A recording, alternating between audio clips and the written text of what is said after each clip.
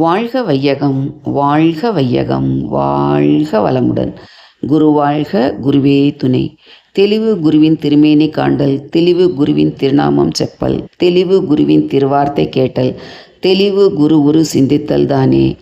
மகரிஷி அவர்கள் அருளிய வாழ்க்கை மலர்கள் புத்தகத்திலிருந்து நாளொரு நற்சிந்தனையாக நவம்பர் 20ஆம் தேதியான இன்று பயிற்சியும் தேர்ச்சியும் என்ற தலைப்பை பற்றி சிந்தனை செய்ய உள்ளோம்.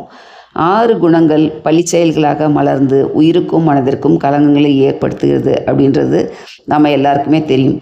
ஆக இது உயிருக்கும் மனதிற்கும் மட்டுமே கலங்கங்களை ஏற்படுத்துதுன்னா கிடையாது, உடலுக்கு கூட கலங்கங்களை ஏற்படுத்தி விடுது. உடலில் நோயாக துன்பத்தை கொண்டுருது. ஆக இந்த துர்குணங்களை 6 நல்ல குணங்களாக மாற்றணும் அப்படின்னு சொல்லும்போது 6 தீய குணங்கள் பேராசை, சினம், கடும்பற்று, முறையற்ற பால் கவர்ச்சி, உயர்வு தாழ்வு மனப்பான்மை, வஞ்சம் அப்படின்னு சொல்கிற இந்த 6 தீய குணங்களையும் நிறைமனம், சகிப்புத்தன்மை, ஈகை, கற்பு நெறி, நேர்நிறை விளக்கம், மன்னிப்பு ஆகிய இந்த நல்ல குணங்களாக மாற்றும்போது மனிதன் நல்ல மனிதனாக, அதாவது தெய்வ நிலை பெற்ற மனிதனாக வாழ்வதற்கு முடியும் அப்படின்னு சொல்லலாம்.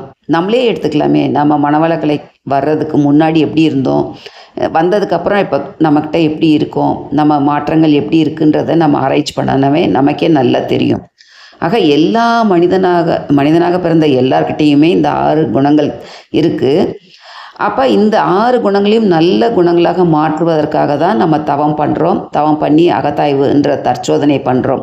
ஆக இந்த தற்சோதனையில் நான் யார், எங்கேருந்து வந்தேன், எங்கே போக போகிறேன், என்னோடய மூலம் என்ன, என்னோடய முடிவு என்ன அப்படின்றதெல்லாம் நம்ம தெரிஞ்சிக்கும் போது அப்போ நம்மகிட்ட இருக்கிற அந்த தீய குணங்களை போக்கி நல்ல குணங்களாக மாற்றிக்கிறதுக்காக தான் நம்ம முயற்சிகள் செய்கிறோம். அப்போ சுவாமி சொல்வார், உணர்ச்சிகள் அறிவை வெல்வது இயல்பு, அறிவால் உணர்ச்சியை வெல்வது உயர்வுன்னு மகரிஷி அவர்கள் சொல்கிறதை போல் அந்த உணர்ச்சிகளை நம்ம ஆண்டு கொண்டுட்டுருக்கு. அப்போ அந்த உணர்ச்சிகளில் இருந்து நம்ம மனம் அமைதி நிலையில் இருந்து நம்ம செய்கிற எண்ணம், சொல், செயல் எல்லாம் சிறப்பாக இருக்கணும் அப்படின்னு சொன்னிங்கன்னா அதற்கு பெரிதும் உதவுவது தான் தவம்.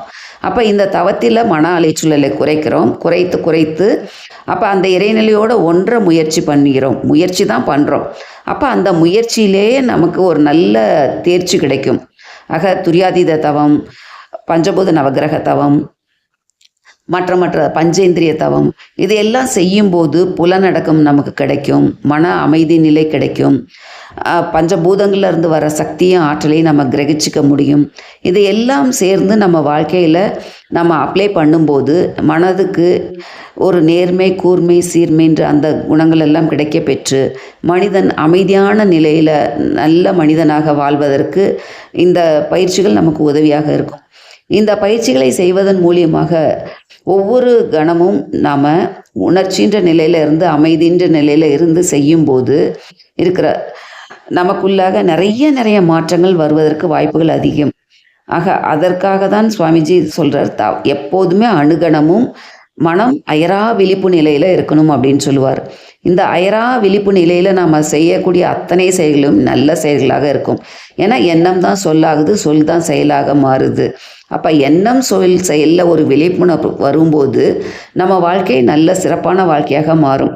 சரி, இதற்கு முன்னாடி நான் செய்த இந்த குறைகளை எப்படி நான் போக்குவது அப்படின்னு சொல்லும்போது ஒரு உறுதியான மனநிலையில் நம்ம ஒரு அகத்தாய்வு செய்து தற்சோதனை செய்து நம்ம மனதுக்குள்ளே ஒரு திட சங்கல்பத்தை ஏற்படுத்திக்கிறோம்.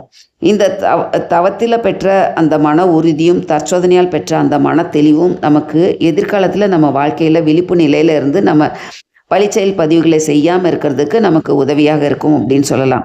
ஆக கடந்த காலத்தில் நான் செய்துவிட்ட அந்த பழிச்செயல்களை ஒவ்வொன்றாக தற்சோதனையில் எடுத்து ஆராய்ச்சி பண்ணி அதற்கு பரிகாரம் செய்யணும் அப்படின்னு முடிவு பண்ணோன்னா ஒவ்வொன்றையும் நம்ம திட்டமிட்டு செயல்படணும்.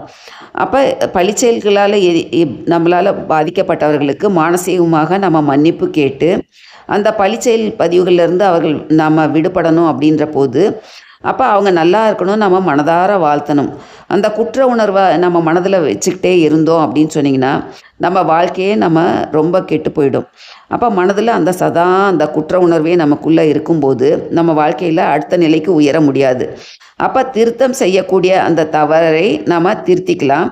இனி குற்றம் செய்துவிட்டேன், இதிலிருந்து நான் திருத்திக்கிறேன் அப்படின்ற நிலையில் ஒவ்வொருத்தரும் தனக்குத்தானே ஒரு சங்கல்பம் எடுத்துக்கிட்டு, நான் இதில் திருத்தம் செய்து கொள்வேன் அப்படின்னு ஒரு திட சங்கல்பத்தோடு நம்ம இருந்தோம்னா, யாருக்கும் துன்பம் தராம ஒரு நல்ல நிலையில நம்ம வாழ்றதுக்கு முயற்சி செய்யலாம். அப்ப இதுல என்ன ஒரு கருத்துன்னா, வாழ்த்து தான். எப்படிப்பட்டவர்களையும் நமக்குள்ளேயே இருக்கிற இது கூட நம்ம வாழ்த்தி வாழ்த்தி நாம மற்றவர்கள்ட்ட இருந்து நம்ம இது பண்ண முடியும். ஆக அந்த நிலைக்கு நம்ம மனதுக்கு அந்த இது செய்யும்போது, ஒரு பயிற்சிகள் செய்யும்போது, தற்சொனை செய்யும்போது, அகத்தாய்வுல அருகுண சீரமைப்புகள் நம்ம தேர்ச்சி பெற முடியும். அப்போ முயற்சி, பயிற்சி, தேர்ச்சின்னு சுவாமி சொல்லுவார். அப்போ அந்த முயற்சி, பயிற்சி, தேர்ச்சியை நம்ம அனுதினமும் கடைபிடிக்கும்போது, இந்த பயிற்சிகளை நம்ம ஒவ்வொரு கணமும் மனம் அயரா விழிப்பு நிலையில் இருந்து செய்யும்போது, நம்மளால் யாருக்கும் துன்பமும் வராது. அப்படி துன்பம் தெரியாமல் அப்படி நம்மையே அறியாமல் ஒரு நிலையில் செஞ்சிட்டோன்னா கூட அதுக்கு சங்கல்பம் எடுத்து அதுக்கு மேல் பதிவாக நல்ல வாழ்த்து முறைகளை போட்டு அவர்கள்ட்ட மனதார மன்னிப்பு கேட்டு நம்ம இது பண்ணிக்க முடியும். ஆக இது எல்லாமே நம்ம பயிற்சியில் தான் இருக்குது. ஆக அந்த பயிற்சியை நம்ம அனுதினமும் செய்து